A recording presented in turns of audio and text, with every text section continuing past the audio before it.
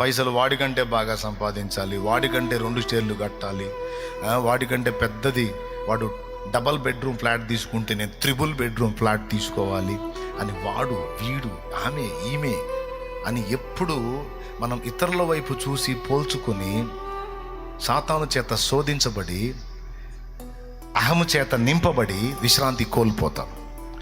అది విరిగిన నాడు గొడవే ఉండదు. దేవునికి స్తోత్రం కలుగునుగాక. హల్లెలూయా. దేవుడు నాకు ఇచ్చేటప్పుడు నాకు ఇస్తాడు, నన్ను ఎత్తేటప్పుడు ఆయనే ఎత్తుతాడు. ఇచ్చినా ఇవ్వకపోయినా నాకున్నంతలో నేను ప్రశాంతంగా మనుగడ సాగిస్తాను.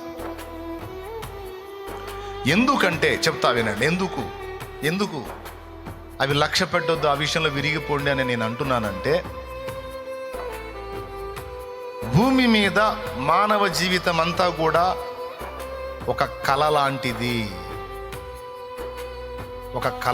ఒక భ్రమ లాంటిది. ఇది నిజం అనిపిస్తుంది కానీ నిజం కాదు. ఇది శాశ్వతం అనిపిస్తుంది కానీ స్థిరం కాదు. అనిపిస్తుంది కాసేపు కానీ స్థిరం కాదు. ఇది ఎలాంటిదంటే, భ్రమ అంటే మీకు చూపిస్తాను. రోడ్డు మీద హైవేలో ఎండవేళ పోతున్నప్పుడు, తార్ రోడ్డు మీద హైవేలో మనం ఎండవేళ పోతున్నప్పుడు నీళ్ల మడుగుల్లా కనపడతాయి. ఎంతమందికి తెలుసు? పర్ఫెక్ట్ కనపడదా? నీళ్ల మడుగులా కనపడదా? నిజంగా అన్న, నీళ్ల మడుగులాగే కనపడిద్ది, ఉన్నట్టే కనపడిద్ది. దానిలో చేతులు ఎత్తండి. రైట్. ఎప్పుడన్నా పోయి చూసావా? చూసినప్పుడు ఏం కనపడింది? కాలు పెట్టి చూసావా? అంటకపోయిద్ది, ఏముండదు ఆ నీళ్ళు. కానీ మనం చూసినప్పుడు మాత్రం నిజంగా వాళ్ళంత దూరాన మడుగులు ఉన్నట్టు కనపడిద్ది. దానిని ఎండమావి అంటారు.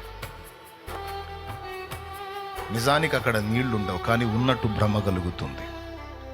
ఈ భూమి మీద విర్రవీగిన ఓళ్ళు, మిడిసిపడ్డోళ్ళు, నడమంత్రంగా మిడివేలంగా ఊరేగిన ఓళ్ళు ఏరయా, ఏమయ్యా, వాడట్టన్నాడు, ఈడట్టన్నాడు, వాడట్ట, ఈడిట్ట, ఆమట్ట, ఏమట్ట ఆమట్ట అన్నోళ్ళందరూ ఏరి.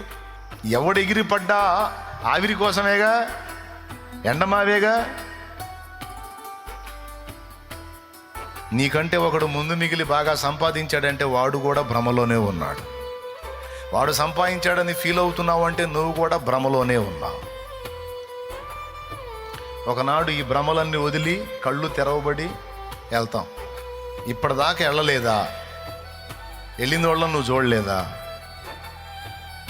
రేపో మాపో నువ్వు నేను వెళ్ళామా? ఇది కదా వాస్తవం.